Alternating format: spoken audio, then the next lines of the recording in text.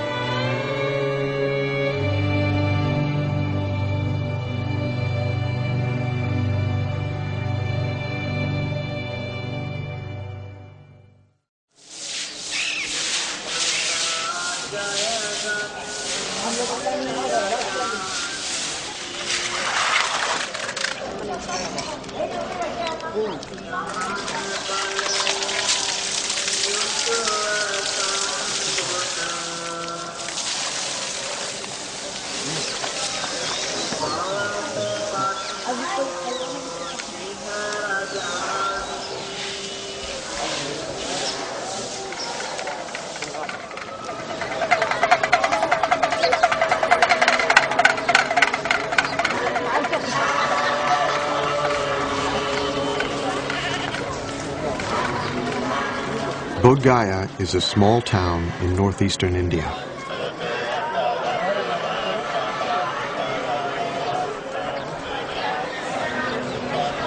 Throngs of pilgrims have come here from all over the world for more than 16 centuries.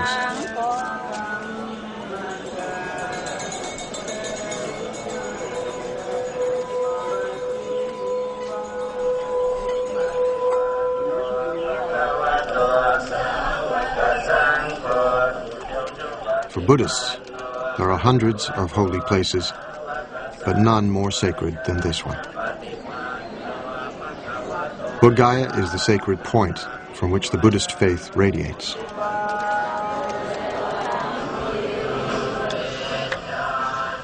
Some pilgrims travel great distances, reciting prayers and prostrating themselves every step of the way.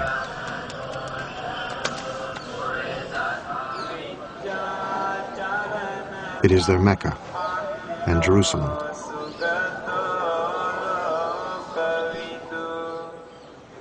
Their Holy of Holies is not the imposing temple beside them, but a simple fig tree, Ficus religiosa, the Bodhi tree.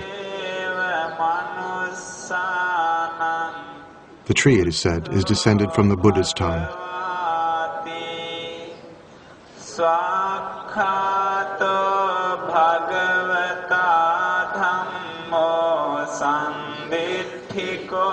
Every pilgrim knows the story of how Siddhartha, after accepting the rice milk from the young girl, put aside the rags he was wearing, bathed himself in a nearby river, and strengthened, sat down in the shade of the Bodhi tree and began to meditate. It was springtime. The moon was full. Before the sun would rise, Siddhartha's long search would be over. He sat down under a Bodhi tree in the shelter of the natural world in all of its beauty and fullness. And he said, "I will not move from this place until I have solved my problem. Let my skin and sinews and bones dry up, together with all the flesh and blood of my body," he said. "I welcome it. But I will not move from this spot until I have attained the supreme and final wisdom." All at once, Mara, Lord of Desire, rose to challenge him.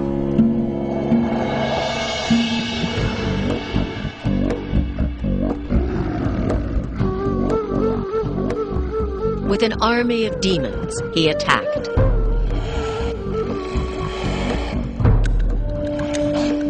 Siddhartha did not move, and their weapons turned into flowers.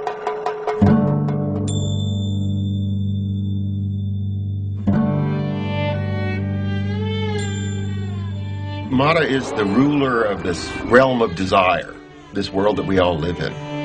And what he's afraid Siddhartha is going to do when he attains enlightenment and becomes the Buddha is conquer that world. That is, he's going to do away with desire. He's going to wreck the whole game. Mara did not give up. He sent his 3 daughters to seduce him.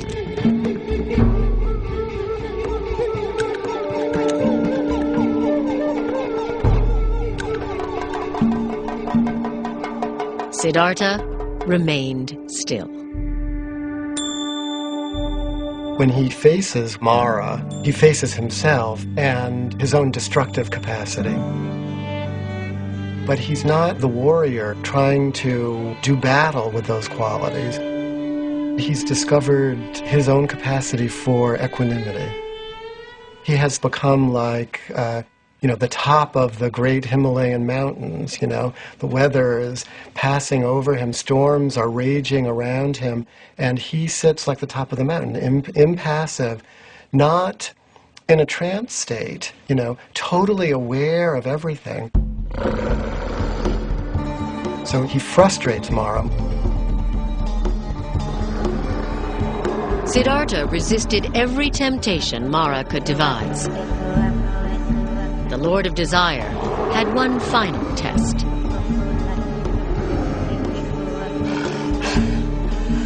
He demanded to know who would testify that Siddhartha was worthy of attaining ultimate wisdom, and his demon army rose up to support him.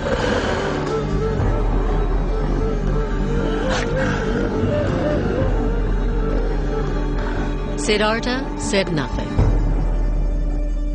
He reached down and touched the ground, and the earth shuddered.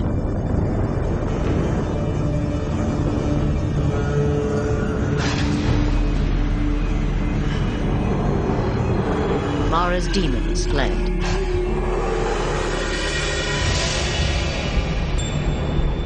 The Buddha reaches down and with his finger touches the earth. He says, "The earth is my witness." He said, "Mara, you are not the earth. The earth is right here, beneath my finger." And the earth is what we're talking about. Accepting the earth, not owning the earth, not possessing the earth, but the earth just as it is. Abused and exploited and despised and rejected and plowed and mined and shat on and everything else, it's still the earth, and we owe everything to it.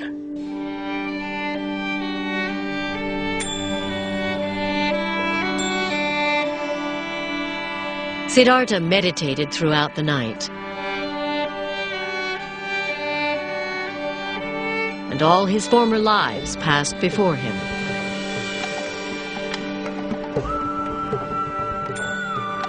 He remembers all his previous lives, infinite numbers of previous lives. Female and male and every other race and every other being in the vast ocean of life forms. And he remembered that all viscerally, so that means his awareness expanded to be all, so that all the moments of the past were completely present to him. He gains the power to see the process of birth, death, and rebirth that all creatures go through. He's given this sort of cosmic vision of the workings of the entire universe.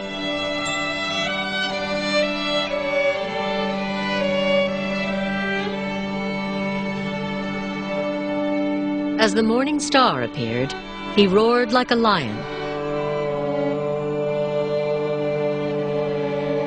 "My mind," he said, "is at peace." The heavens shook, and the Bodhi tree rained down flowers. He had become the awakened one, the Buddha.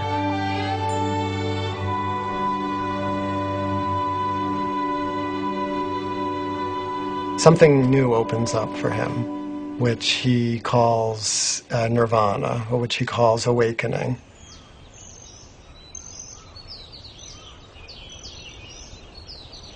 He said, "At this moment, all beings and I awaken together."